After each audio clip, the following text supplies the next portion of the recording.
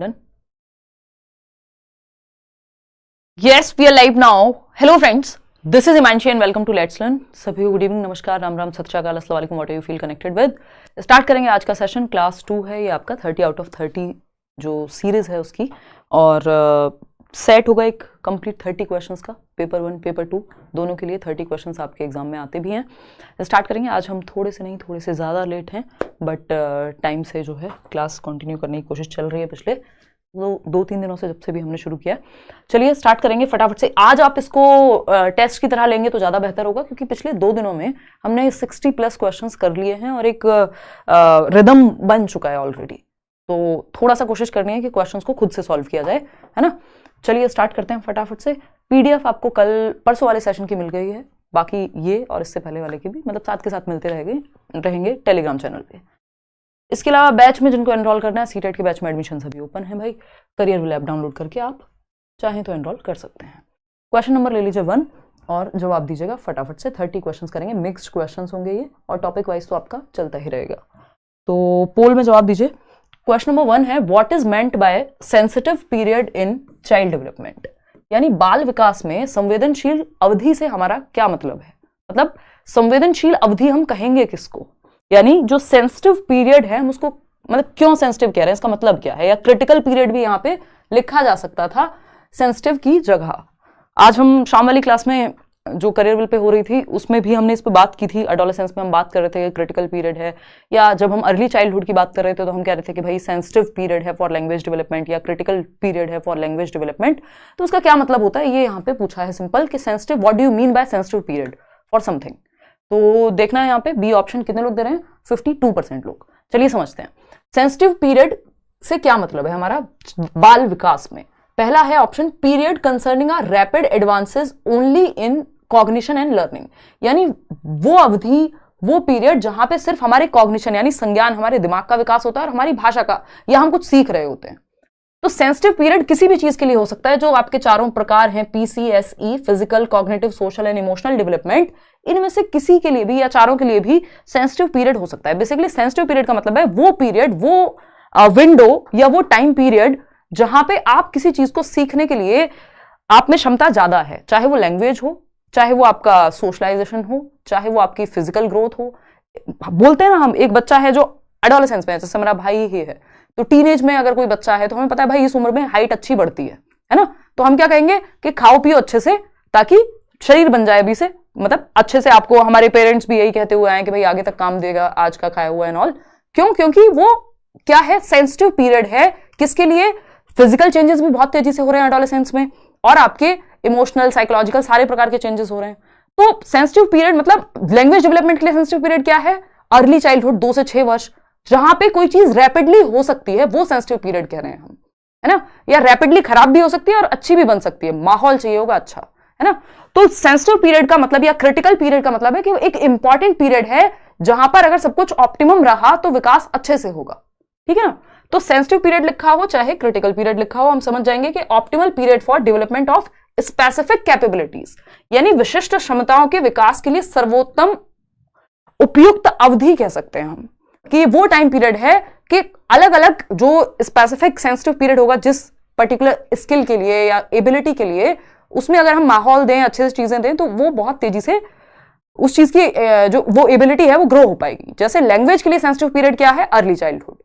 Fastest period है, सबसे तेजी से भाषा विकास 2 से 6 वर्ष के बीच में होगा। इसी तरह से हम कह रहे हैं इन्फेंसी में जो है ग्रोथ बहुत तेजी से हो रही है, फिजिकल ग्रोथ, या एडोलेसेंस में बहुत तेजी से हो रही है। तो अलग अलग चीजों के लिए अलग अलग सेंसिटिव पीरियड हो सकते हैं। जबकि आप जितनी आसानी से भाषा आप 2 से 6 वर्ष का बच्चा सीख जाएगा, उतनी आसानी से एक 26 साल का इंसान लैंग्वेज नहीं सीख पाएगा। क्यों? क्योंकि जो ऑप्टिमल पीरियड था, जो सर्वोत्तम उपयुक्त पीरियड था, वो था अर्ली चाइल्डहुड या चाइल्डहुड भाषा विकास के लिए, है ना। चलिए खैर, सी ऑप्शन देखते हैं, period in which development of only language can be accelerated. सिर्फ लैंग्वेज के बारे में नहीं है ये, किसी भी एक स्पेसिफिक एबिलिटी के बारे में, किसी भी डेवलपमेंट के प्रकार के बारे में हो सकता है।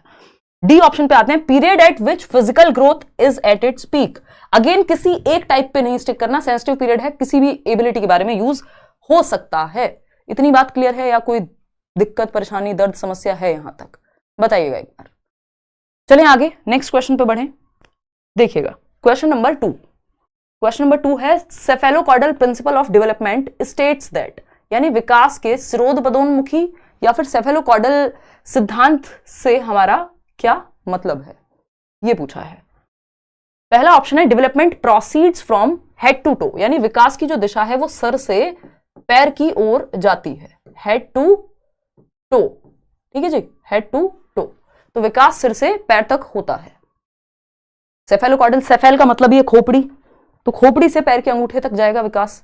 पहले बच्चा सर संभालना सीखेगा, गर्दन संभालना सीखेगा, फिर ये वाला पोर्शन, फिर टांगों पे कंट्रोल आएगा तो वो खड़े होना सीखेगा, लेग्स को जो है अपना बैलेंस करके, फिर पैरों पे कंट्रोल जाएगा। तो हेड टू टो या लॉन्गिट्यूडिनल, लंबवत भी कह देते हैं इसको हम, विकास सिर से पैर तक होता है। ये हम प्रिंसिपल्स ऑफ डेवलपमेंट जब पढ़ रहे थे बैच में, आपने प्रीवियस वीडियो देखा होगा, तो ये बात हम कर चुके हैं सैकड़ों बार, ठीक है जी। तो ये एक बेसिक बात हो गई। सेंटर टू एक्सट्रीमिटीज, केंद्र से सीमाओं की ओर प्रॉक्सिमो डिस्टल कहलाता है ना। सेफेल का मतलब ये खोपड़ी यानी सर से पैर की ओर, हेड टू टो, तो ये तो गलत हो जाएगा यहाँ पे, टो टू हेड कुछ नहीं होता, पैर के अंगूठे से उल्टा थोड़ी चलेगा, दिशा ही नहीं है ये तो कोई। प्रिंसिपल ऑफ डायरेक्शन के अंदर ये दोनों आते हैं, सेफेलोकॉर्डल और प्रॉक्सिमो डिस्टल, ये एक्सट्रीमिटीज टू सेंटर कुछ नहीं होता। तो सिंपल बात, ए ऑप्शन। आगे बढ़ेंगे क्वेश्चन नंबर 3 पर, देखिएगा फटाफट से जवाब दीजिएगा, थोड़ा सा इसको टेस्ट की तरह लेना है आज। Thought becomes abstract and idealistic during the period of, यानी विचार किस काल में अमूर्त एवं आदर्शवादी हो जाता है। यानी एक आइडियलिस्ट, एक आइडियलिस्ट पॉइंट ऑफ व्यू, कोई आइडियलिज्म में विश्वास विचार का, यानी जो थॉट है जिसमें हम हीरो वर्शिप की भी बात कर रहे होते हैं। और अगर हम बात करें एब्स्ट्रैक्ट होने की, यानी अमूर्त होने की, अमूर्त मतलब जो चीजें हमारे सामने नहीं है उसके बारे में भी हम सोच पा रहे हैं, वो कब हो पाएगा, वो हो पाएगा एडोलेसेंस में। क्योंकि जैसे एब्स्ट्रैक्ट लिखा आ जाए ना विचार के बारे में, अमूर्त यानी ये क्या कॉन्क्रीट है, इसको टच किया जा सकता है, फील किया जा सकता है, लेकिन अमूर्त के केस में जरूरी नहीं है कि आप टच और फील, मतलब टच ही कर पाए, फील तो आप कर पाएंगे, सोच भी पाएंगे। कोई कॉन्सेप्ट हो सकता है, जैसे जेंडर बायसनेस की अगर हम बात कर रहे हैं, तो ये कोई ऐसी चीज नहीं है कि जिसको मैं आपको हाथ में लेके दिखा दूं, देखो ये जेंडर बायसनेस है, अंटिल अनलेस मैं एक पिक्चर ना दिखाऊं आपको, वहां से फिर भी कुछ हद तक उसको कॉन्क्रीट रूप में समझा जा सकता है, ठीक है ना। तो adolescence is the right option over here. 12 से 18 वर्ष, और WHO की माने तो 10 से 19 वर्ष की अवधि को हम क्या कहेंगे भाई, एडोलेसेंस यानी किशोरावस्था कहेंगे। आइडेंटिटी क्राइसिस होता है इसी में, ये एज है, पीरियड ऑफ रिवोल्ट है, ट्रांजिशनल पीरियड है, ब्रिज पीरियड है ना, vocational anxiety, lack of emotional stability, ये सारे इसके गुण हैं या दुर्गुण कह लीजिए आप, ठीक है ना। चलिए खैर, तो थॉट आइडियलिस्टिक और एब्स्ट्रैक्ट होगा। इन्फेंसी की अगर हम बात करें तो जन्म से 2 वर्ष का काल है, सेंसस के थ्रू बच्चा सीखेगा, 3 से 6 या 2 से 6 मानते हैं यहाँ पे अर्ली चाइल्डहुड को, 6 से 12 हम लेटर चाइल्डहुड को। ये मिडिल चाइल्डहुड भी सेम ही, अगर लेटर ना लिखा हो तो समझ जाओ मिडिल चाइल्डहुड वाली एज वही काम करेगी जो लेटर चाइल्डहुड में काम करती है, ठीक है ना। चलिए खैर, किशोरावस्था था इसका सही जवाब। क्वेश्चन नंबर 4 देखिएगा एक बार, क्या कहता है भाई क्वेश्चन नंबर 4, देखिएगा, rearranging schemas linking them with other schemas to create a strongly interconnected cognitive system in Piaget's theory is referred to as। बहुत अच्छा क्वेश्चन है। पियाजे के सिद्धांत में एक दृढ़ता से परस्पर जुड़े संज्ञानात्मक प्रणाली बनाने के लिए स्कीमा को पुनर्व्यवस्थित करना, उन्हें अन्य स्कीमा के साथ जोड़ना। देखिए इसमें एक वर्ड पूरा घुमा सकता है, अन्य स्कीमा के साथ जोड़ना, फिर से व्यवस्थित करना, तो एक बार को जो है आ सकता था, कहीं ना कहीं हम कहते हैं भाई लिंक कर रहे हैं, लेकिन ये स्कीमा को लिंक करने की बात हो रही है, किसी स्कीमा को ठीक करना, नया स्कीमा बनाना, रीअरेंज कर रहे होते हम या फिर एडजस्ट कर रहे होते, तब हम कह देते कि एकोमोडेट कर रहे हैं, बट आपस में स्कीमास को जोड़ना वो ऑर्गेनाइजेशन का काम है। और ये मैं आपके साथ हमेशा डिस्कस करती हूँ, जब भी हम पियाजे डिस्कस करते हैं प्रॉपर डिटेल में डिस्कस करते हैं। आज भी कोई बैच में बोल रहा था ना, इतने डिटेल में क्यों पढ़ रहे हैं, इतने डिटेल में इतने स्लो इसलिए चल रहे हैं ताकि मुश्किल क्वेश्चन अगर इस तरह का आए, ये मुश्किल नहीं है क्वेश्चन, लेकिन जिसने पढ़ा नहीं है ठीक से उसके लिए मुश्किल हो जाएगा, है ना। तो संगठन भाई 2 प्रोसेसेस है ना, हमने इक्विलिब्रियम में समझा था कि एक तो हो जाती है आपकी अडेप्टेशन की प्रोसेस जिसमें आप एसिमिलेशन और एकोमोडेशन पढ़ते हैं, और दूसरी तरफ है ऑर्गेनाइजेशन। तो जितने भी स्कीमा हैं, स्कीमा क्या है, हमारे ब्रेन में इंफॉर्मेशन के पैकेट्स हैं या इंफॉर्मेशन, स्टोर्ड इंफॉर्मेशन के बॉक्सेस बने हुए हैं एक तरह से, है ना। अब एक स्कीमा मान लीजिए चाइल्ड डेवलपमेंट के बारे में है, दूसरा कुछ ईवीएस के सिलेबस के बारे में है, सीटेट की मैं बात कर रही हूं यहाँ पे, चौथा किसी और चीज के बारे में, रिलेशनशिप्स के बारे में है। अब ये सारे स्कीमा इंटरकनेक्टेड भी तो होते हैं, तो इनको इंटरकनेक्ट करने का मतलब है आप ऑर्गेनाइज कर रहे हैं। जैसे घर में अलमीरा में आप सामान को ऑर्गेनाइज करते हैं, वैसे दिमाग में आप स्कीमा को भी ऑर्गेनाइज करते हैं, क्योंकि मल्टीपल स्कीमा आपके ब्रेन में होंगे। तो ये एकोमोडेशन इसलिए नहीं कहलाएगा क्योंकि सिर्फ पुराने स्कीमा को चेंज करने की बात नहीं हुई है, स्कीमास को क्या करने की बात हुई है, ऑर्गेनाइज करने की बात हुई है। एसिमुलेट होता है कि ऐड किया आपने कोई नया स्कीमा, कुछ नया ऐड किया। मैचुरेशन होता है टाइम के साथ आपके जेनेटिक कैरेक्टरिस्टिक्स का अनफोल्ड होना। क्वेश्चन नंबर 5 पे चलेंगे। ये क्या कहता है भाई, देखते हैं फटाफट से। क्वेश्चन नंबर 5 कहता है children in dash stage can solve problems mentally but the problems themselves have to be related to materials and not symbols.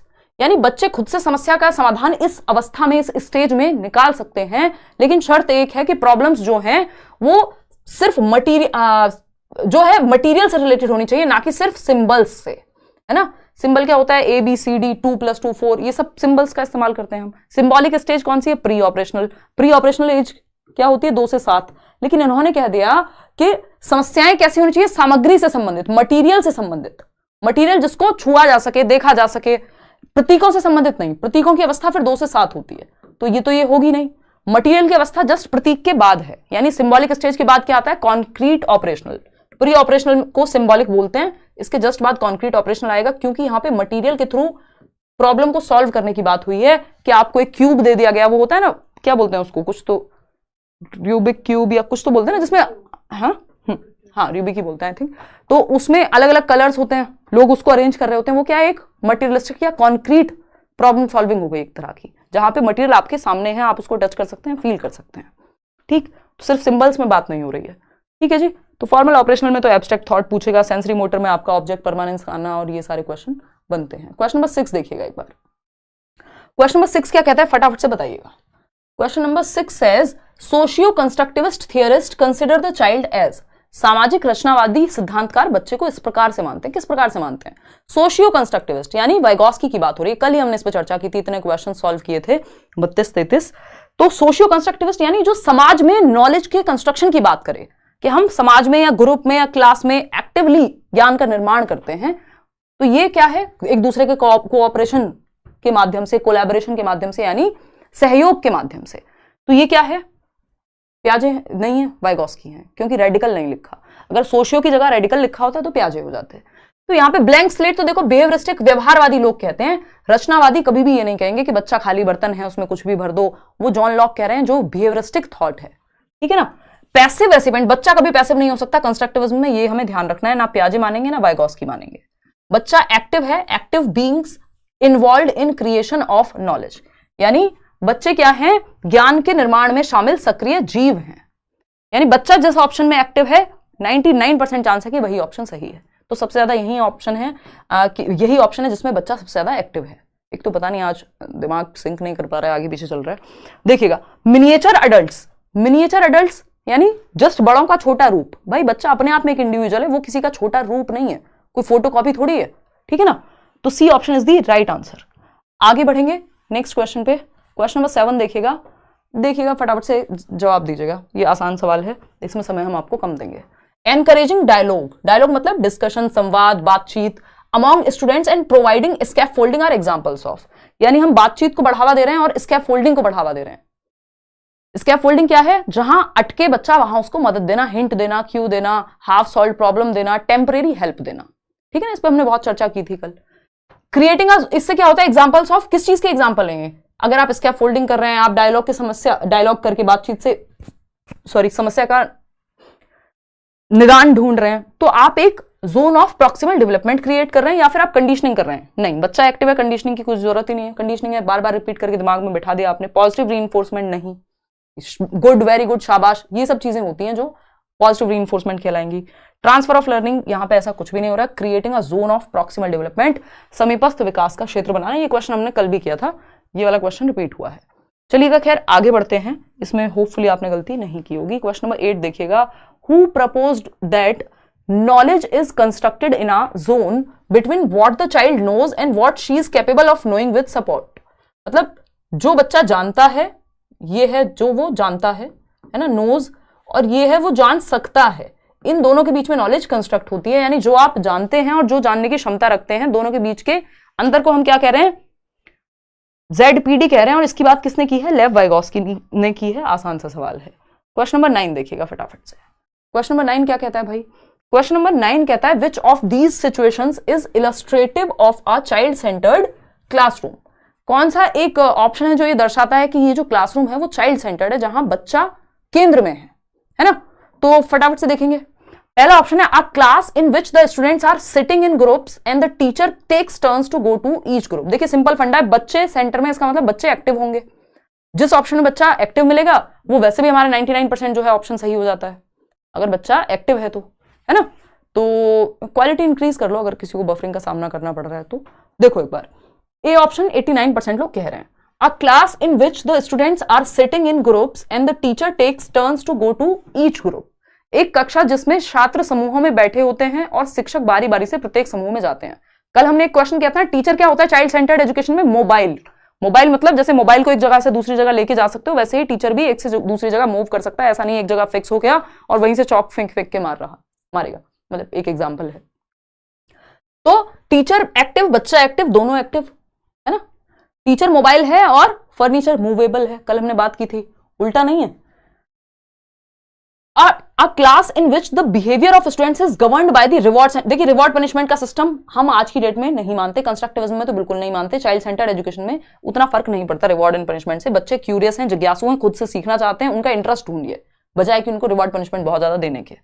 A class in which the teacher dictates and the students are asked to memorize। देखिए रट्टे लगाना, ये memorise word ही अपने आप में negative हो जाता है कि आप बच्चे को 2 एकम 2 2 दूनी 4 याद करवा रहे हैं।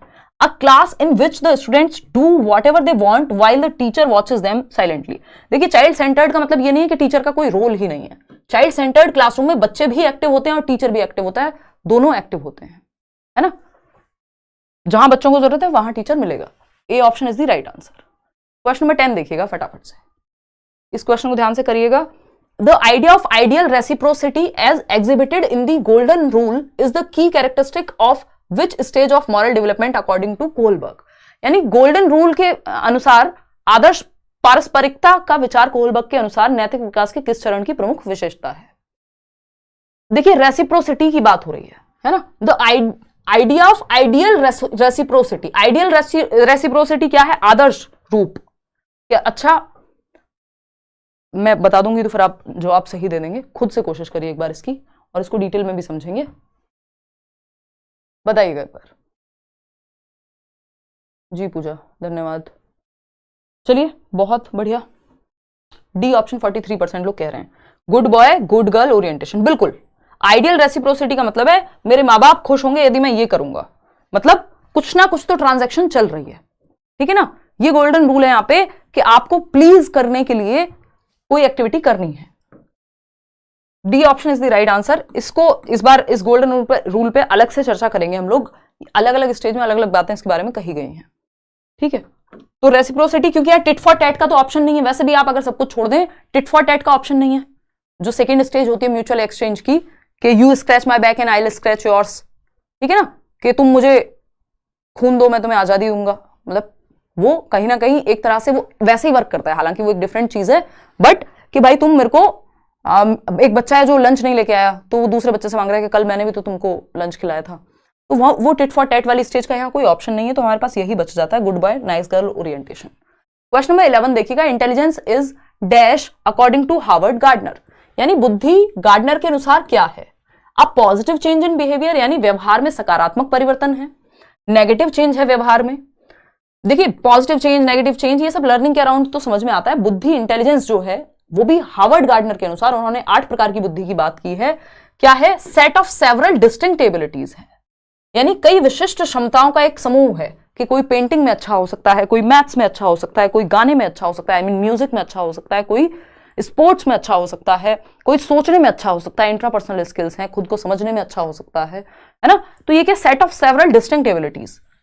इसीलिए हम कह रहे हैं कि ये मल्टी डायमेंशनल इंटेलिजेंस है। मल्टीपल इंटेलिजेंस की जो थियरी है कि बुद्धि के कई प्रकार हो सकते हैं, आईक्यू से मत मापिए उसको, ऐसा हार्वर्ड गार्डनर कहते हैं। ऐसा नहीं कि सिर्फ एक ओरिजिनल प्रोडक्ट प्रोड्यूस करने की क्षमता बुद्धि है, वो क्रिएटिविटी कहलाती है, ठीक है जी, जिसमें कुछ हद तक बुद्धि का योगदान है, लेकिन ऐसा नहीं है कि सिर्फ वही बुद्धि है। क्वेश्चन नंबर 12 देखिएगा एक बार, क्या कहता है फटाफट से जवाब दीजिएगा। अजर्शन और रीजनिंग वाला आपका फेवरेट सवाल है। अजर्शन यानी एक कथन है और रीजन है। आपको सिंपल स्टेप पता है, पहले पता करना है कि क्या ये सही है, फिर देखना है ये रीजन सही है, क्या ये दोनों एक दूसरे के लिए सही है। अगर ये सही नहीं है ये भी सही नहीं है तो फिर सिंपल है, या एक सही है दूसरा सही नहीं है, तो सिंपल है, फिर थर्ड आपको चेक ही नहीं करना पड़ेगा, है ना।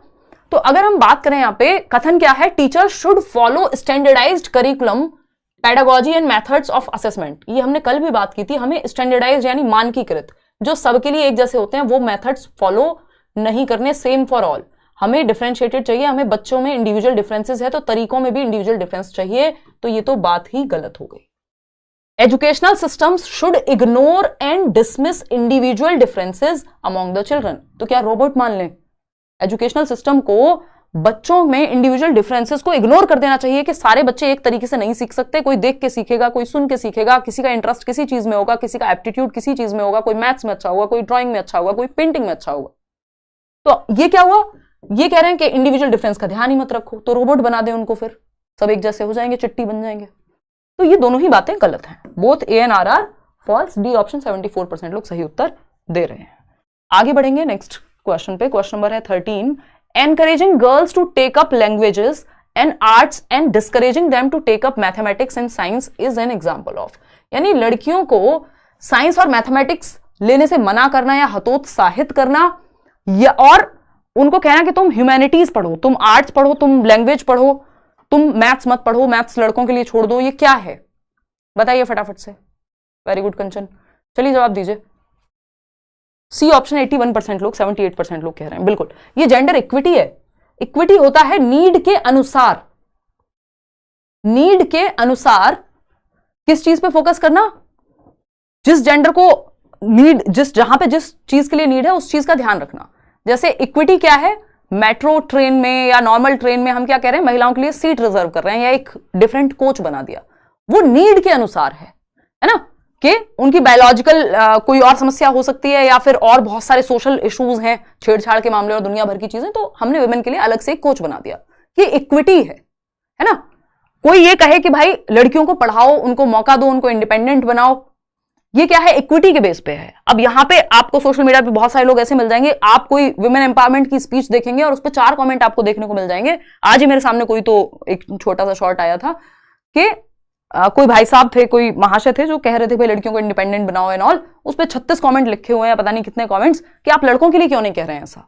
तो लड़कों के लिए तो यहां पे ये इक्विटी बेस्ड बात हुई कि भाई लड़कों का तो सबसे पहला यही, नहीं कमाओगे तो भाई क्या होगा, नौकरी नहीं लगेगी, नौकरी नहीं लगेगी, शादी नहीं होगी, फलाना नहीं होगा। लड़कियों के केस में ऐसा नहीं है।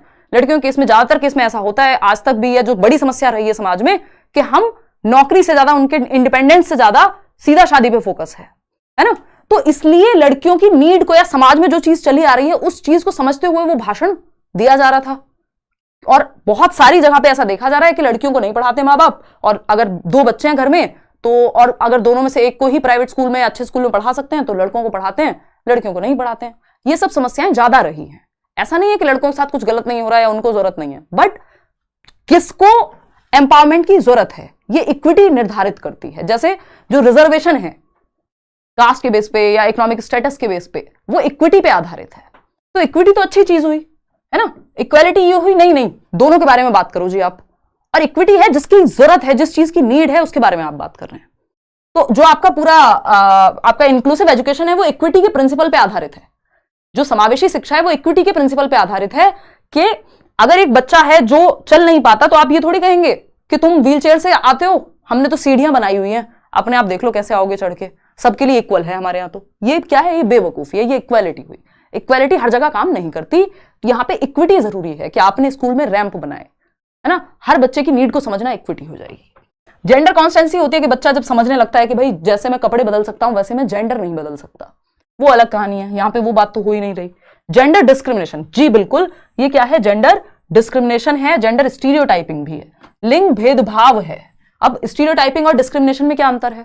देखिए, स्टीरियोटाइपिंग है कि जो चला आ रहा है सदियों से समाज में, कोई कुप्रथा है या डिस्क्रिमिनेशन है। स्टीरियोटाइपिंग में ज्यादातर डिस्क्रिमिनेशन होता ही है किसी न किसी के प्रति, भेदभाव किसी के भी प्रति हो सकता है। स्टीरियोटाइपिंग जो समाज में पहले से चला आ रहा है, तो ये स्टीरियोटाइपिंग, ये स्टीरियोटाइप भी है एक कि लड़कियों को आर्ट्स दिलवाओ, मैथ्स क्यों दिलवा रहे हो, और ये एक डिस्क्रिमिनेशन भी है क्योंकि स्टीरियोटाइप में डिस्क्रिमिनेशन अपने आप ही होगा, है ना। तो स्टीरियोटाइप वो चीज, कोई भी कुप्रथा है, कुछ भी इस तरह का जो चला आ रहा है कि लड़के रो नहीं सकते, ये भी एक स्टीरियोटाइप है। तो हम क्या कर रहे हैं, डिस्क्रिमिनेट कर रहे हैं उस केस में। तो स्टीरियोटाइप में डिस्क्रिमिनेशन होता ही है। तो स्टीरियोटाइपिंग का यहाँ ऑप्शन नहीं था, तो सीधा सीधा डिस्क्रिमिनेशन बन जाता है। नहीं तो ये स्टीरियोटाइप का भी उदाहरण है, दोनों भी हो सकते हैं अगर ऑप्शन में बोथ दिया हो तो, ठीक है ना। एम्पावरमेंट तो ये कहीं से नहीं है, ठीक। तो क्योंकि जब हम ये कह रहे हैं लड़के रोते नहीं है, इसका मतलब हम लड़कों को वो मौका ही नहीं दे रहे कि उनके अंदर इमोशंस हैं, वो रो सकते हैं, ठीक है ना। तो हमने स्टीरियोटाइप में कहीं ना कहीं उनको डिस्क्रिमिनेट कर दिया। तो इसके बहुत सारे उदाहरण हैं। C option is the right answer. Question number 14 की अगर हम बात कर रहे हैं, जेंडर बायस भी सेम ही बात है कि आप किसी एक तरफ झुक रहे हैं। क्वेश्चन नंबर 14 देखिएगा, which of the following statements correctly describes the relationship between language and thought as per the socio constructivist perspective. अच्छा क्वेश्चन है, इसको ध्यान से पढ़िएगा कि सामाजिक रचनावादी सुनते ही आपके दिमाग में वाइगॉस्की की पिक्चर बननी चाहिए, ठीक है जी। तो अगर हम कहें कि सामाजिक रचनावादी परिप्रेक्ष्य के अनुसार भाषा और विचार के बीच संबंध का सही वर्णन करता है, भाषा और विचार, language and thought, socio constructivist, सामाजिक रचनावादी, वाइगॉस्की कह रहे हैं language is the biggest tool या फिर greatest tool for cognitive development. हमारे दिमाग की समझ के लिए भाषा एक बहुत बड़ा यंत्र है, भाषा के माध्यम से ही हम बात कर पा रहे हैं ना अभी। तो पहला ऑप्शन है लैंग्वेज डिटरमिन्स थॉट, ऐसा कुछ भी वाइगॉस्की ने नहीं कहा। इसका ऑपोजिट कहा है पियाजे ने कि थॉट डिटरमिन्स लैंग्वेज। कल हमने इस पे बात की थी, कल का सेशन जरूर देखिएगा please. Thought is governed and directed by language, again ये बात वाइगॉस्की नहीं करते। Relationship between language and thought is by directional, ये बात एकदम परफेक्ट है कि भाषा विचार को, विचार भाषा को एक दूसरे को दोनों प्रभावित करते हैं। यही बात मैंने कल समझाई थी, अगर आपने क्लास नहीं ली तो आप डी ऑप्शन कह रहे हैं, है ना। Language and thought are independent cognitive capabilities, ऐसा वाइगॉस्की ने नहीं कहा है। उन्होंने कहा जीवन की शुरुआत में पैरेलली चलते हैं, समानांतर रूप से चलते हैं, लेकिन फिर मर्ज हो जाते हैं। तो उन्होंने ये कहा एक दूसरे को प्रभावित कर रहे हैं, थॉट और विचार, इनका रिलेशनशिप है, ठीक है ना। सी के साथ यहां पे जाएंगे, सी सही है। आगे बढ़ेंगे, क्वेश्चन नंबर 15, जवाब दीजिएगा फटाफट से। क्या कहता है ये, to ensure focus on assessment for learning rather than assessment of learning, it is important to include, मतलब सीखने के मूल्यांकन के बजाय सीखने के लिए मूल्यांकन पर ध्यान केंद्रित करना सुनिश्चित करने के लिए इसमें क्या शामिल होना चाहिए। असेसमेंट फॉर लर्निंग, देखिए 3 प्रकार का असेसमेंट होता है, पहले आप जवाब दे दीजिए और मैं 2 बूंद जिंदगी की, उसके बाद हम इस पर डिस्कस करेंगे कि assessment for learning, of learning और एज लर्निंग में क्या अंतर है और हमसे पूछा क्या है।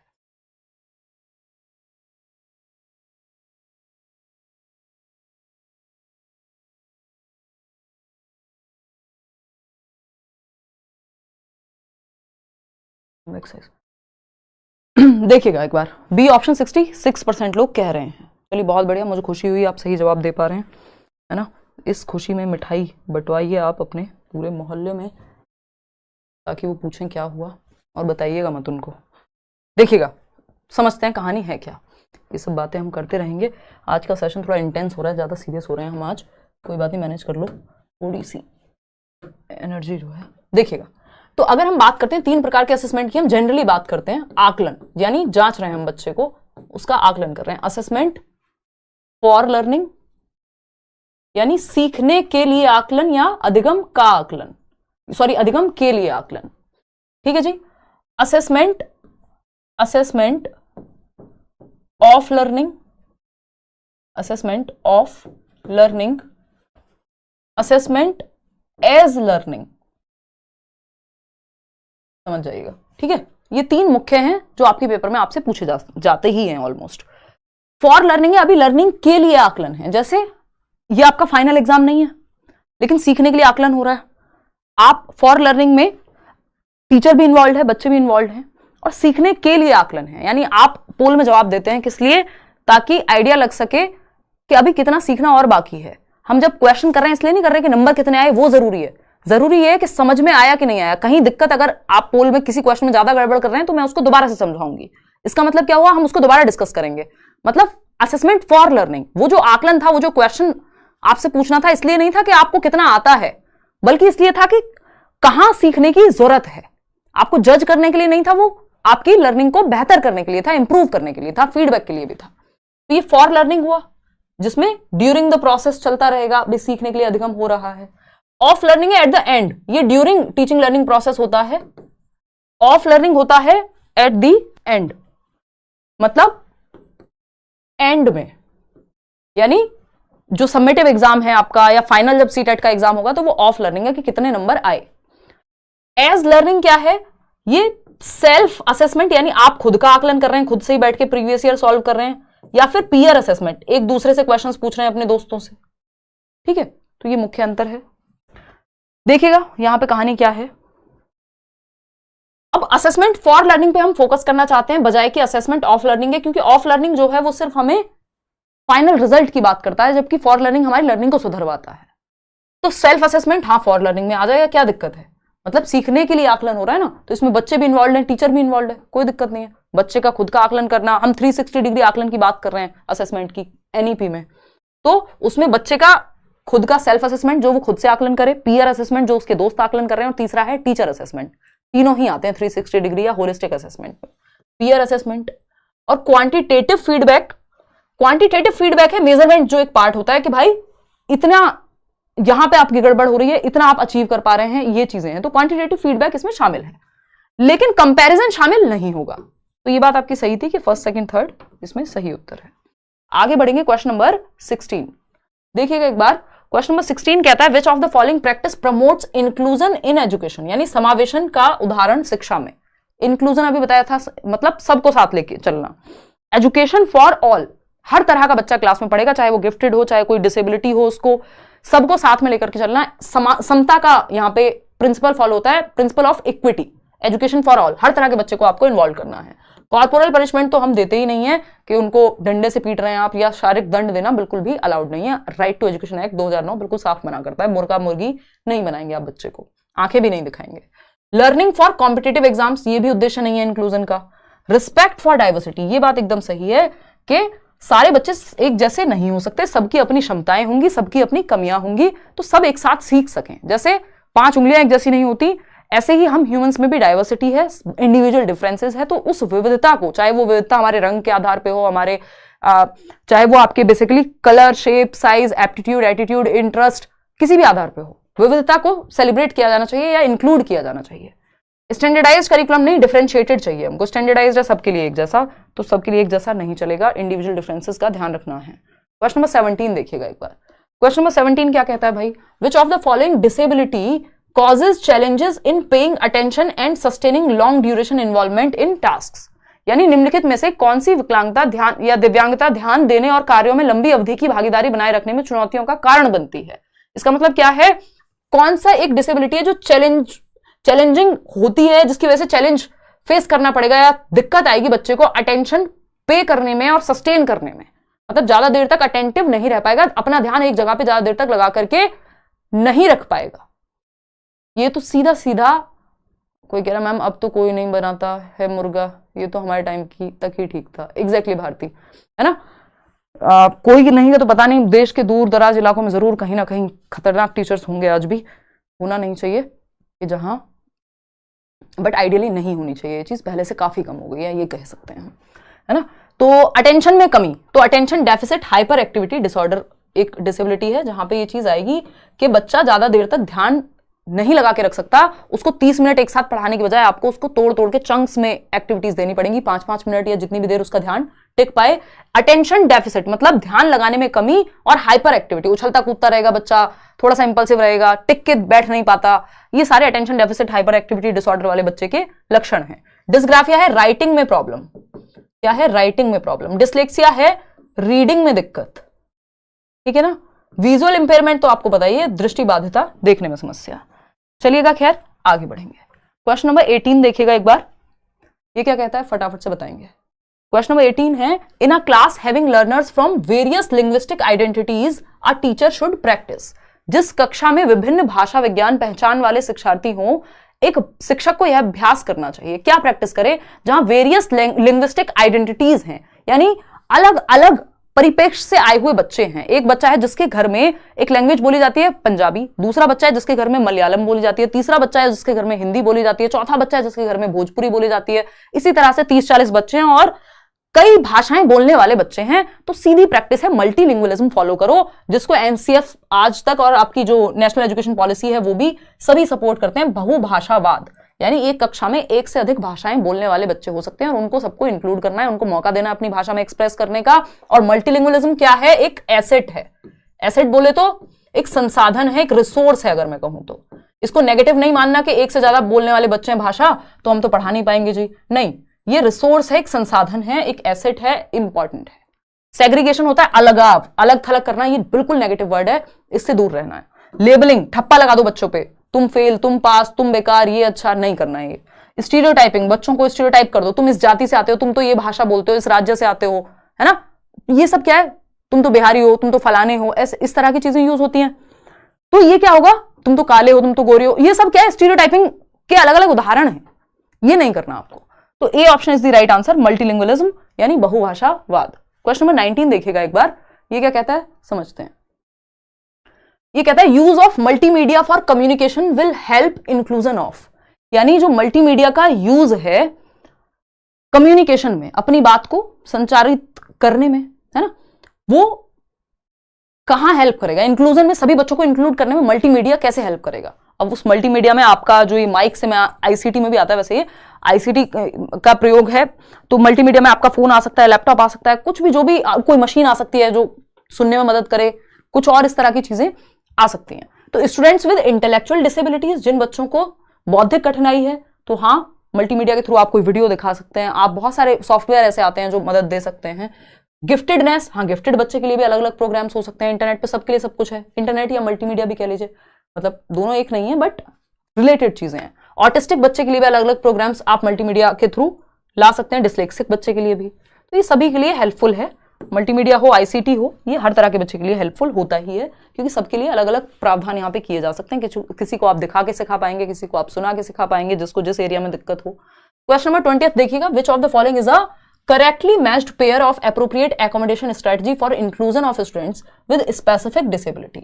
बच्चों का समावेशन, इंक्लूसिव एजुकेशन 5 नंबर का टॉपिक है आपका, है ना, 5 क्वेश्चन कम से कम आते हैं हमेशा इंक्लूसिव एजुकेशन से, फिक्स है एकदम। तो कोई विशिष्ट दिव्यांगता है किसी बच्चे को, कोई स्पेसिफिक डिसेबिलिटी है, उसको इंक्लूड करने का तरीका बताइए। डिसकैलकुलिया मैच करना है, डिसकैलकुलिया है यानी कैलकुलेशन में दिक्कत है, मैथ से संबंधित, तो क्या करेंगे, math prohibition of use of calculator, भैया कैलकुलेशन में दिक्कत है, कैलकुलेटर हेल्प करता है, आप कह देंगे नहीं तुम तो ये यूज नहीं करोगे, तो ये तो गड़बड़ हो गया। Dyslexia, giving long essays to be written, भैया जिस बच्चे को पढ़ने में दिक्कत है, डिसलेक्सिया में पढ़ने से पठन विकार है ये, उसको कहोगे लिखो, तो जिसको पढ़ना नहीं आता, जो पढ़ता गलत है वो लिखेगा भी गलत, तो ये भी गलत हो गया। सी ऑप्शन है विजुअल इंपेयरमेंट, यानी एक बच्चा जिसको देखने में दिक्कत है, दृष्टि बाधित है, providing read to text software, ये बात एकदम परफेक्ट है।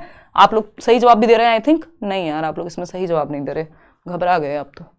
चलो एक बार देखती हूँ मैं, क्या डी ऑप्शन दे रहे हैं 35% लोग, 31% लोग ही दे रहे हैं।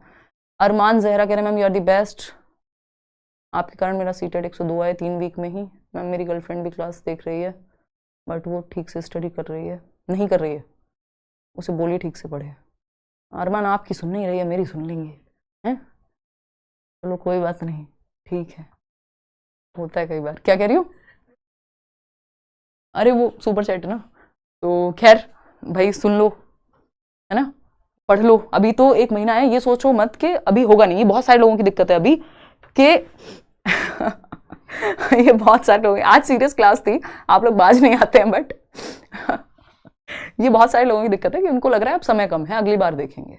ऐसा नहीं सोचना है, जैसे आप बता रहे हो अरमान के, आपने 3 हफ्ते में क्लियर किया, 102 नंबर आए, और जिसमें पिछला पेपर मुश्किल था, तो अगर 1 महीने से ज्यादा का समय, अगर आप सिर्फ लगातार सिर्फ अच्छे से मैराथन या नोट्स भी पढ़ लोगे जो फ्री दिए हुए हैं, जो क्लासेस हो रही हैं वो देख लोगे, बैच में हो तो फिर तो सोचना भी नहीं है, जो मिल रहा है एटलीस्ट डेली पढ़ पाओ, समय दो बैठ करके, पेपर हो जाएगा क्लियर। बाकी तो आपकी घर की बात है, देख लीजिए। देखिएगा एक बार, visual impairment providing read to text software, यानी अगर किसी बच्चे को देखने में दिक्कत है तो उसको रीड टू टेक्स्ट सॉफ्टवेयर, आज तो एक तो मेरा दिमाग पता नहीं कैसे चल रहा है, अटक रही हूं मैं बहुत दिमाग में अपने बोलते समय, तो रीड टू टेक्स्ट सॉफ्टवेयर क्या होता है भाई, इसी को अगर हो सकता है इसमें होगा या नहीं होगा, होगा ही वैसे, तो रीड टू टेक्स्ट सॉफ्टवेयर होता है कि आपने इसको क्लिक किया और वो प्रोनाउंस कर देगा। कल किसी ने कमेंट भी किया था कि मैम जब आप पोल के लिए कहते हो तो क्वेश्चन पढ़ भी दिया करो साथ में, क्योंकि मैं विजुअली चैलेंज्ड हूं और हमें दिक्कत होती है, जब आप पढ़ोगे तभी तो सुन के समझ पाएंगे हम, क्योंकि वो देख तो नहीं पा रहे हैं उतने अच्छे से, जितने अच्छे से हो सकता है आप लोग देख पा रहे हो। तो ये क्या, रीड टू टेक्स्ट सॉफ्टवेयर, यहाँ पे मैं बन जाती हूँ कि मैं पढ़ के बोल रही हूँ जब क्वेश्चन को, तो जो इंसान देख नहीं सकता वो सुन तो सकता है, तो ये विजुअल इंपेयरमेंट के लिए अच्छा होता है। ऑटिस्टिक बच्चे के लिए आप विजुअल ओवरलोड नहीं, उससे तो टेंशन ही बढ़ेगी। तो C option is the right answer, ना कि डी। क्वेश्चन नंबर 21 देखिएगा फटाफट से। Which of the following does not facilitate students thinking, यानी निम्नलिखित में से कौन विद्यार्थियों की सोच को सुविधाजनक नहीं बनाता है। यानी कि कोई कह रहा है गहरी सांस लीजिए, हाँ मुझे लग रहा है ये भी वो लैक ऑफ हीमोग्लोबिन की वजह से ना, फटीग है शायद, इसलिए ये थोड़ा सा दिक्कत है। देखिएगा एक बार, क्योंकि हम पिछले 3-4 दिनों से मैं क्लास भी ज्यादा ले रही हूँ।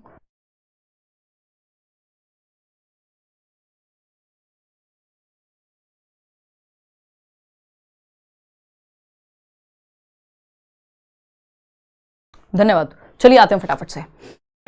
विच of the following does not facilitate students thinking, यानी कौन सी एक चीज है जो बच्चे की चिंतन को बेहतर नहीं बनाती। फैसिलिटेट करने का मतलब है हेल्प नहीं करती, फैसिलिटेट का मतलब ये हेल्प नहीं करती। तो बच्चे की थिंकिंग प्रोसेस में कौन सी एक चीज है जो हेल्प नहीं करती, डज नॉट लिखा हुआ है।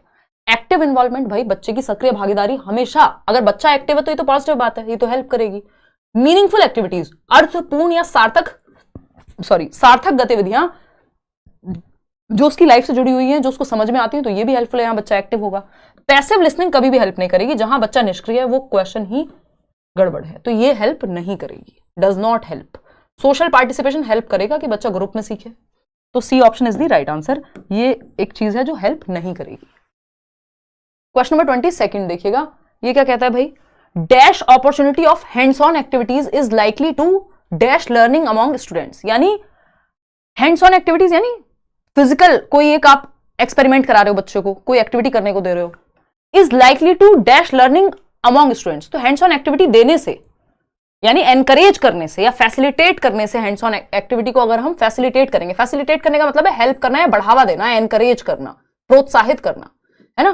तो अगर हम फैसिलिटेट करेंगे, facilitating opportunity of hands on activities, जहां बच्चा प्रैक्टिकल एक्सपेरिमेंट करे, तो इससे क्या होगा, लर्निंग इंप्रूव होगी। लर्निंग क्या होगी, इंप्रूव होगी, बेसिक सी बात है ना। अवॉइड करेंगे तो कहां से इंप्रूव होगी, तो ये सिंपल बात है। प्रेजेंट करना, स्टैग्नेट हो जाएगी, रुक जाएगी लर्निंग। क्यों भाई, बढ़नी चाहिए। प्रिवेंट क्यों करना है, बढ़ावा देना है हमें तो हैंड्स ऑन एक्टिविटी को, प्रैक्टिकल लाइफ लर्निंग को, है ना। कोई लैब में कोई एक्सपेरिमेंट है, कुछ है। क्वेश्चन नंबर 23 देखिएगा एक बार, जहां बच्चा एक्टिव है हम उसके साथ रहेंगे, बात खत्म। क्वेश्चन नंबर 23 देखिएगा, which of the following is correct in context of learning, सीखने के संदर्भ में निम्नलिखित में से कौन सा सही है, फटाफट से जवाब दीजिएगा। Students learn best when they participate in activities that are related to their context, यानी छात्र सबसे अच्छे से तब सीखते हैं जब वो ऐसी एक्टिविटीज में उनको पार्टिसिपेट कराया जाए जो उनके जीवन से जुड़ी हुई है, जो उनके लिए सार्थक है, जो संदर्भ से जुड़ी हुई है ना। संदर्भ से जुड़ी हुई यानी कोई कॉन्टेक्स्ट है जिस चीज का, कोई मतलब है, कोई मीनिंग है, रियल लाइफ से कहीं कोई संदर्भ, कोई एग्जाम्पल ऐसा हो तो आप तुरंत कनेक्ट कर जाते हैं, है ना। तो बिल्कुल, अगर कॉन्टेक्स्ट देखो, डी कॉन्टेक्चुअलाइज नहीं करना, अगर इसी के सामने डी लगा दिया होता यही नेगेटिव बन जाता। संदर्भ में पढ़ाना है, जीवन से जोड़ करके, है ना कि डी कॉन्टेक्चुअलाइज करके, असंदर्भित नहीं, जोड़ के पढ़ाना है, प्रीवियस नॉलेज से कनेक्ट करके। Students learn best when they participate in activities that are not related to their context. अब मैं इंडिया में रहती हूं और आप मुझे सारे एग्जांपल अमेरिका के देंगे, मुझे क्या पता भाई वहां क्या होता है। तो ये क्या हुआ, मेरे कॉन्टेक्स्ट से जुड़ी हुई बात ही नहीं है। तो बच्चे के कॉन्टेक्स्ट से जुड़ी हुई बात करनी है ना। जो मुर्गा मुर्गी वाला एग्जांपल मैंने अभी दिया था, तो हम रिलेट कर पा रहे हैं। आज के बच्चे, शायद कोई 10 साल का बच्चा होगा, हो सकता है वो ना रिलेट कर पाए, अरे मुर्गा मुर्गी बनवाना क्या होता है, आप कर पा रहे हैं, तो आपके कॉन्टेक्स्ट से जुड़ा हुआ एग्जांपल है वो, ठीक है ना। तो ये गड़बड़ हो जाएगा।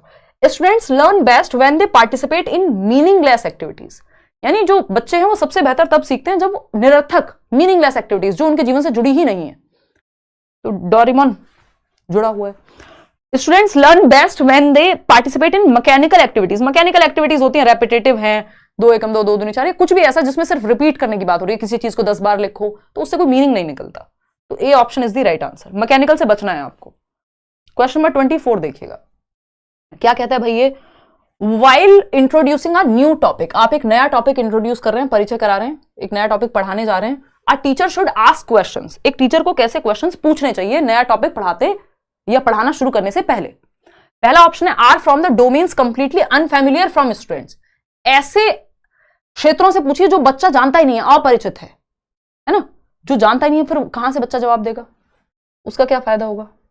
Are much beyond their cognitive abilities, देखिए मच बियॉन्ड नहीं होता, कॉग्निटिव लेवल से हद हल्का सा ऊपर हो सकता है, जस्ट हल्का सा ऊपर, वो भी लैंग्वेज में करते हैं हम। मच बियॉन्ड होगा तो बच्चा पकड़ ही नहीं पाएगा। एक 6ठी क्लास के बच्चे से आप 10वीं क्लास का सवाल पूछेंगे, कोई फायदा नहीं होगा। फिर देखते हैं अब कौन आ गया ये सुपर चैट वाला भाई। आपको मेल किया था बैच के रिगार्डिंग, जरूर देखिएगा जब टाइम मिले। बच्चे के रिगार्डिंग है, हाँ बच्चे के रिगार्डिंग। इस क्षेत्र में निरीक्षित मेरा अनुभव कम ही है। कम क्या है, 0 ही है। चलिए एक बार मैं देख लूंगी, है ना। एक बार आप फिर से कर देना, निरीक्षित नाम है आपका, ठीक है। चलो भाई वापस आते हैं एक बार। देखिएगा अगर हम बात करें यहाँ पे has not relation with the topic taught, कोई मतलब नहीं है। आपको वो क्वेश्चंस पूछने हैं जो उसकी प्रीवियस नॉलेज से जोड़ पाए। Relates to topic to be studied with what students already know, एक तो टॉपिक से जुड़ा हुआ हो, दूसरा पूर्व ज्ञान, previous knowledge, old knowledge. Known to unknown जाते हैं हम हमेशा, ज्ञात से अज्ञात की ओर जाते हैं टीचिंग में। जो आपको आता है उससे अज्ञात की ओर लेके जाते हैं आप बच्चे को, कि जो शुरुआत में आपको आता था क्लास शुरू वहां से करते हैं जहां से आती हैं चीजें, पुरानी चीजों से कनेक्ट करते हैं जितना आता है और फिर नई चीजें सिखाते हैं। तो known to unknown, simple to complex, ऐसे जाते हैं, सरल से जटिल की ओर, ज्ञात से अज्ञात की ओर। ये शिक्षण के नियम हैं या मैग्जिम्स हैं, सूत्र हैं अगर मैं कहूं। क्वेश्चन नंबर 25 देखिएगा, socio cultural context of students, छात्रों का सामाजिक सांस्कृतिक संदर्भ। क्या होता है भाई सामाजिक सांस्कृतिक संदर्भ? जिस संस्कृति जिस समाज में बच्चा रहता है। हैज मिनिमल रोल, नहीं भाई सोशियो कल्चरल कॉन्टेक्स्ट तो बहुत रोल प्ले करता है। वाइगॉस्की तो सीधा सीधा कह रहे हैं समाज और संस्कृति से तो हम अलग कर ही नहीं सकते लर्निंग को, रोल कैसे नहीं होगा, है ना। प्लेज अ सिग्निफिकेंट रोल, बिल्कुल सही बात है, एक महत्वपूर्ण भूमिका है समाज और संस्कृति की। जिस समाज से जिस संस्कृति से बच्चा आ रहा है उसी के उदाहरण देकर के, उसी की बातें करके, उसी जीवन को वो जी रहा है, वहीं से कनेक्ट करके उसको समझाया जा सकता है ना। शुड बी इग्नोर्ड, नहीं भाई, फिर कहां से पाताल लोक की बातें थोड़ी करेंगे, वहां थोड़ी गया है वो। या फिर अगर हम बात करें वो मून की बातें थोड़ी करेंगे जहां वो गया ही नहीं, जिसका अनुभव ही नहीं है उसे, किसी भी मतलब आसपास भी इंफॉर्मेशन नहीं है। तो आपको जिस समाज और संस्कृति में वो रह रहा है उससे कनेक्ट करके जवाब देने। अगेन वही बात कि कजाकिस्तान का उदाहरण अगर देंगे हम तो हो सकता है कनेक्ट ना कर पाए, लेकिन बच्चे के आसपास का उदाहरण देंगे तो वो समझ जाएगा। क्वेश्चन नंबर 26 देखिएगा, teacher intends to facilitate reflective skills among her students. ये क्वेश्चन बहुत इंपॉर्टेंट हो गया इस बार से। रिफ्लेक्टिव स्किल्स बोले तो ये मेटाकॉग्निशन में भी आता है। रिफ्लेक्टिव स्किल का सिंपल मतलब है जिसमें रिफ्लेक्ट करना पड़े, प्रकाश डालना पड़े, सोचना पड़े, अपनी ही थिंकिंग के बारे में विचार करना पड़े, चिंतनशील कौशल। Asking students to copy board content, copy करने से किसी की दिमाग पे जोर नहीं पड़ता।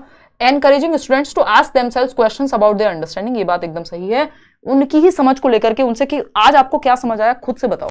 अब वो रिफ्लेक्ट करेंगे कि आज हमने क्या क्या पढ़ा और उससे हमें क्या समझ आया। मतलब बच्चे की थिंकिंग को जगाना है, उसको रिफ्लेक्ट कराना है, प्रकाश डालना है उस चीज पे, है ना। Giving a passage to students के रोट मेमोराइज कर लो, रटंत विद्या चलंत नहीं, रोट मेमोराइज कुछ नहीं कराना हमें। Shaping the students behaviour using stimulus response association, यानी आपको बच्चों के बिहेवियर को शेप करना है एसआर बॉन्ड का यूज करके। ये स्टिमुलस रिस्पॉन्स आपके काम का नहीं है सीटेट में, है ना। तो B option is the right answer over here. बच्चे के पक्ष में रहना बेसिकली आपको किसी भी ऑप्शन में।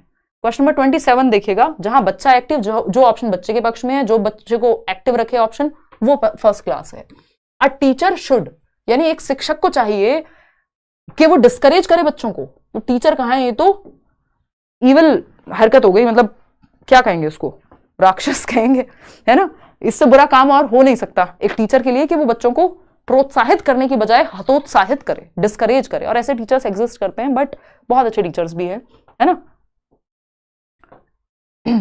Ignore misconception carried bye students, यानी जो गलतफहमी या नाइव कॉन्सेप्शन, ऑल्टरनेटिव कॉन्सेप्शन, अगर बच्चे को कोई गलतफहमी तो उसको करेक्ट ना करके इग्नोर कर दो, तो वो कभी ठीक ही नहीं होगी। वो प्रॉब्लम बच्चे का ऐसी लर्निंग रह जाएगी जीवन भर के लिए गलत ही। स्ट्रेंथन स्टूडेंट्स मिसकॉन्सेप्शन, बढ़ावा नहीं देना होता मिसकॉन्सेप्शन को या ऑल्टरनेटिव कॉन्सेप्शन को या नाइव कॉन्सेप्शन को, इनको सुधारना होता है डिस्कस करके। हमने लास्ट टू लास्ट क्लास में डिस्कस किया था। Scaffold students to correct their errors themselves, कि बच्चों को हेल्प करना, स्कैफोल्ड करना, टेम्परेरी हेल्प देना कि वो अपनी गलतियां खुद से सुधार सकें। वो चर्चा करने से, डिस्कशन से, डिबेट से, कोई क्यू हिंट दे करके उनको, वो खुद से अपनी गलती को अगर सही करेगा। आपने देखा होगा कि आप कई बार क्वेश्चन सॉल्व करते हैं तो टीचर कहेंगे अच्छा एक बार देखना यहाँ पे तुम्हें कुछ ठीक लग रहा है, तो वो फिर से देखेगा और देखेगा कि यार आंसर गलत आ गया, मैंने इस स्टेप पे गलती कर दी थी। तो ये हिंट देना भी स्कैफोल्डिंग है, ताकि वो अपनी गलती भी खुद से करेक्ट कर पाए। D option is the right answer question. और जो हम गलती खुद से करेक्ट करते हैं वो हमें याद रहती है। आपने देखा होगा जो पेपर में आप क्वेश्चन गलत करके आ जाते हैं वो आपको फिर हमेशा याद रहता है, अगर आपने आके एक बार देख लिया तो। क्वेश्चन नंबर 28 देखिएगा, A student is feeling नहीं है, feeling very nervous and having high anxiety before the exam. His emotional state is likely to. एक छात्र परीक्षा से पहले बहुत घबरा रहा है और अत्यधिक चिंता में है, उसकी भावनात्मक स्थिति की संभावना है कि, मतलब घबराया हुआ है बच्चा, उसका जो इमोशनल स्टेट है बहुत नर्वसनेस है और एंजाइटी है, दुश्चिंता है ना। जब चिंता एक लेवल से आगे निकल जाए तो क्या बन जाएगी, दुश्चिंता है। यानी हाँ, ये बहुत लोगों की दिक्कत है मैमूना। आप कह रहे हैं कि मैम आपके साथ पढ़ते हैं तो स्कोर अच्छा आता है, खुद से करते हैं तो बहुत कम आ रहा है, सजेस्ट मी समथिंग। ये हमारी ना, हम बहुत जल्दी बहुत ज्यादा एक्सपेक्ट करने लगते हैं जीवन से, लोगों से, ये वही है बस। अभी ज्यादा क्लासेस हुई कहाँ है हमारी, है ना। इस साल की अगर मैं बात करूं तो थोड़ी प्रैक्टिस जब हम साथ में करेंगे तब आपका दिमाग सिंक होना शुरू होगा।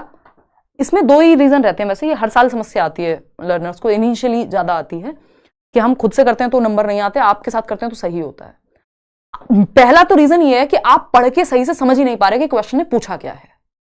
दूसरा ये है कि प्रैक्टिस की कमी है। वो पहला रीजन भी दूसरे की वजह से ही है कि अगर हमने इनफ प्रैक्टिस की होगी तो हमें समझ में आने लगेगा कि क्वेश्चन ने क्या पूछा है।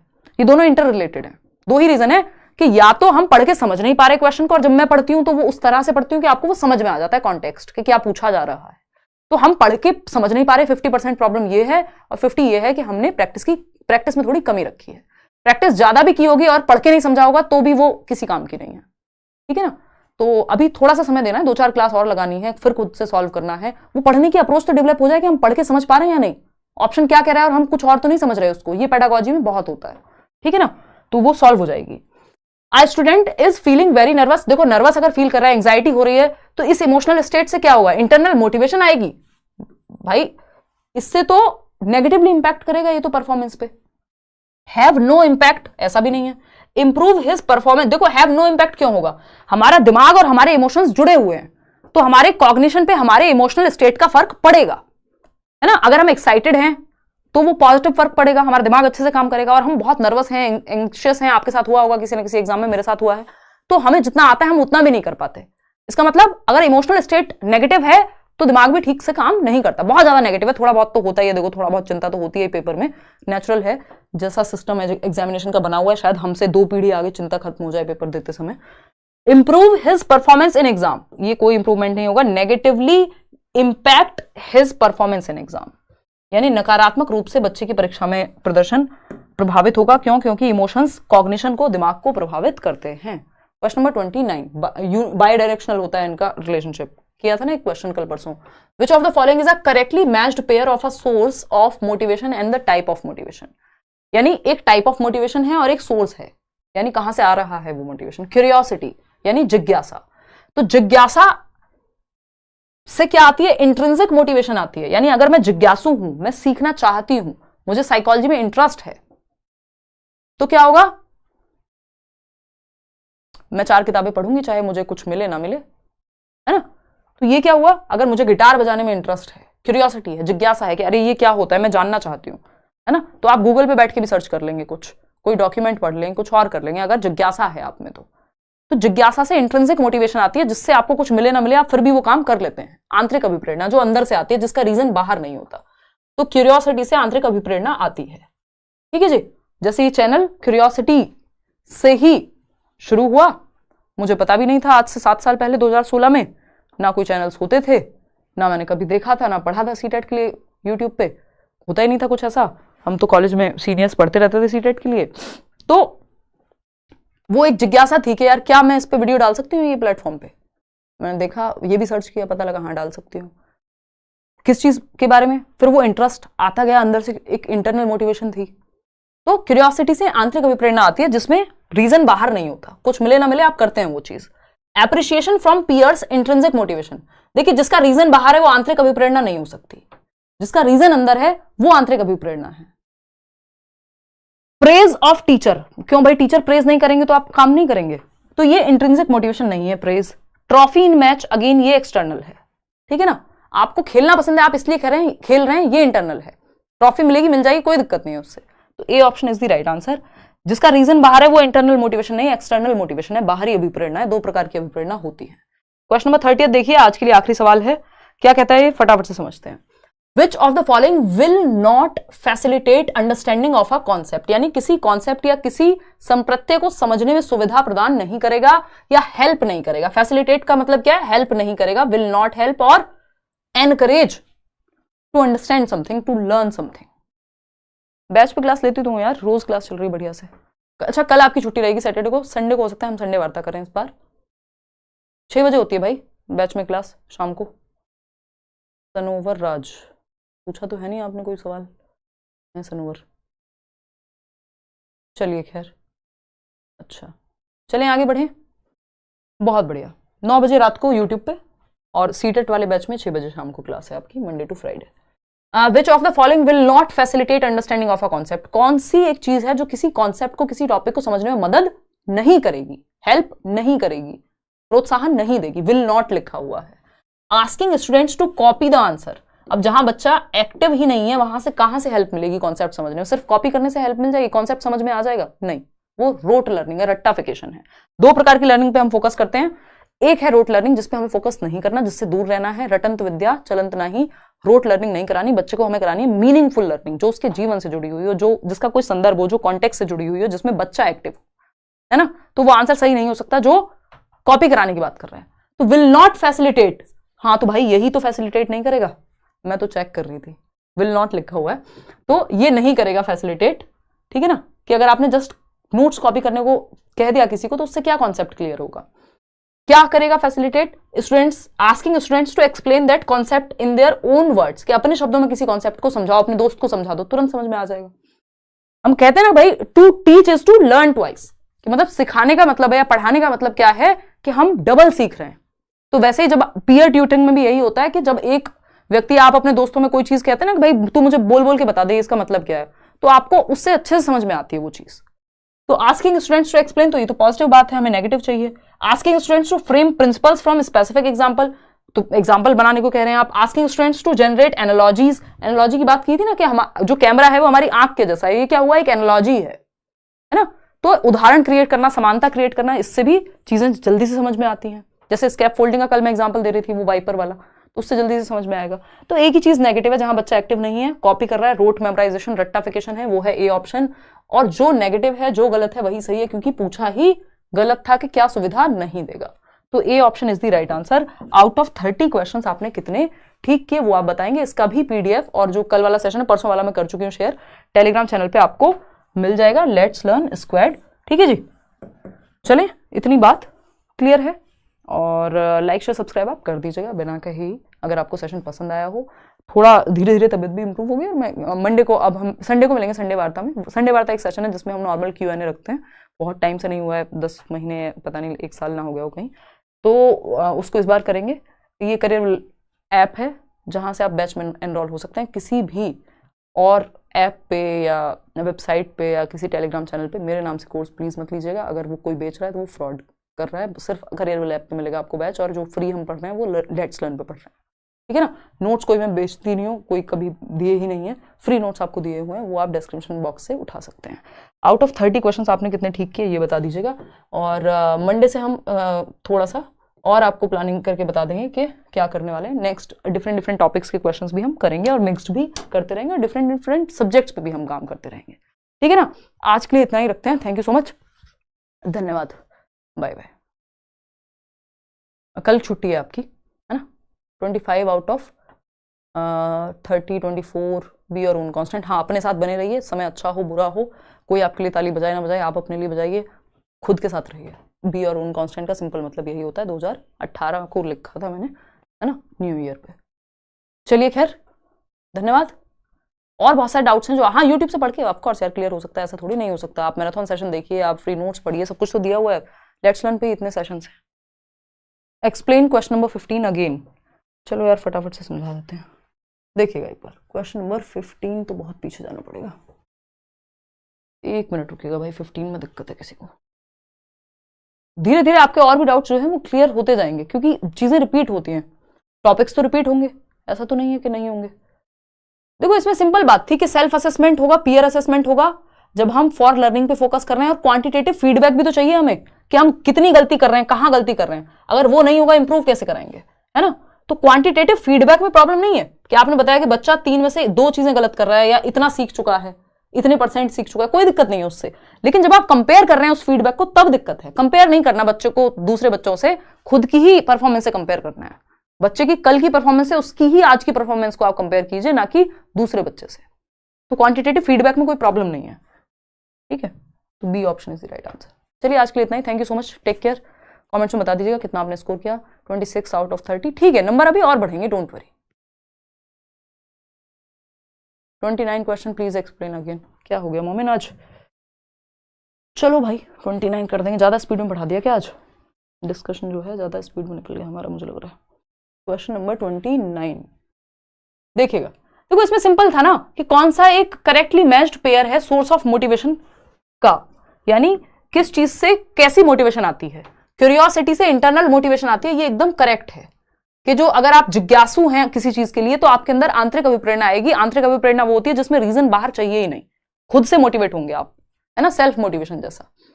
जबकि एप्रिसिएशन, दूसरों से एप्रिसिएशन मिलने से इंट्रिंसिक नहीं एक्सट्रिंसिक मोटिवेशन आती है। अगर यहाँ एक्सट्रिंसिक लिखा होता तो ये सही हो जाता, लेकिन उन्होंने कह दिया इंटरनल मोटिवेशन आएगी जब आपके दोस्त आपकी सराहना करेंगे, जो कि गलत है। वो एक्सटर्नल मोटिवेशन आएगी। टीचर के प्रेज करने से, प्रशंसा करने से आंतरिक अभिप्रेरणा नहीं, बाह्य अभिप्रेरणा आती है। मैच में ट्रॉफी मिलने से बाह्य अभिप्रेरणा आती है, आंतरिक नहीं आती। इसलिए ये तीनों ऑप्शन गलत थे और एक ही सही था कि क्यूरियोसिटी से, जिज्ञासा से आंतरिक अभिप्रेरणा आती है। कि आपके अंदर किसी चीज को जानने की जिज्ञासा है तो आपको कोई मेडल दे ना दे, आपको कोई वेरी गुड कहे ना कहे, कोई प्रेज करे ना करे, आपके दोस्त टीचर ट्रॉफी मिले ना मिले, आप खुद से वो चीज सीखने में लग जाते हैं, ठीक है ना। चलिए खैर, टेक केयर, मिलते हैं कल, मतलब कल नहीं, परसों संडे वार्ता में, और फिर मंडे को पढ़ेंगे।